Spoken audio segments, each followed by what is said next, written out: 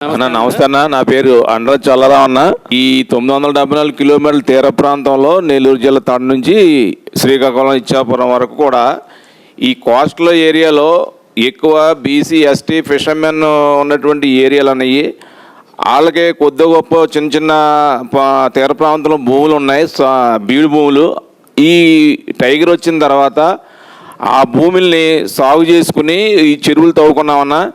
దాన్నే మేము రాను పెంచుకుంటూ ఇవాళ ఈ ఆక్వా ద్వారా ఎదుగుదామని చెప్పి చిన్న ఆశతోటి ఏంటంటే ఒక పక్కనే సముద్రంలో ఫిషింగ్ లేదన్నా, సరిగ్గా ఫిషింగ్ లేకపోవడం వల్ల ఈ అల్టిమేట్గా ఈ కల్చర్ కూడా మేము తీసుకున్నామన్నా. అయితే ఈ కల్చర్ తీసుకున్న తర్వాత ఈ సరైన నాణ్యమైనటువంటి సీడ్ ఇవ్వట్లేదని వెళ్ళాం. ఎందుకంటే వాళ్ళ కంపెనీలు, వాళ్ళ యాజమాన్యం, వాళ్ళ వ్యవహారం కాబట్టి. రెండోది ఫీడ్ ధరలు అంత రైతులంతా చెప్పున్నారన్న. ఈ పరిస్థితుల్లో ఒక రకమైనటువంటి ఫిషర్మెన్ సామాజిక వర్గంలో చిన్న చిన్న రైతులుగా ఏర్పడి ఫిషింగ్ లేకపోవడం వల్ల ఇది చేసుకుంటున్నాం. దాని మీద ఈ ఫిషర్మెన్ కూడా వృత్తి కూడా చాలా ఇబ్బందిగా ఉందన్న.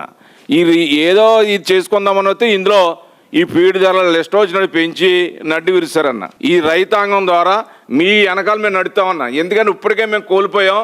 మీరు లేకపోవడం వల్ల మా బతుకులన్నీ కూడా తీర ప్రాంతాలు చాలా ఇబ్బందులు పడుతున్నాం.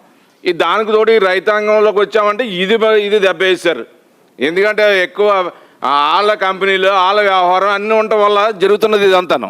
కాబట్టి అన్న, ఈ మీరు ముఖ్యమంత్రి అవ్వడం ఖాయం, ఇందులో డౌట్ లేదు. మీరు అడిగేయండి. ఈ తీర ప్రాంతంలో కానీ, ఈ వెస్ట్ గోదావరిలో కానీ భారీ మేయతో నెగ్గించుకుని రైతాంగాన్ని ఆదుకునే విధంగా మేము మీ పక్షాన ఉంటానన్నా. ఒక్క అడిగేయండి అన్న, మరి ఈ రైతులను ఆదుకోండి అన్న.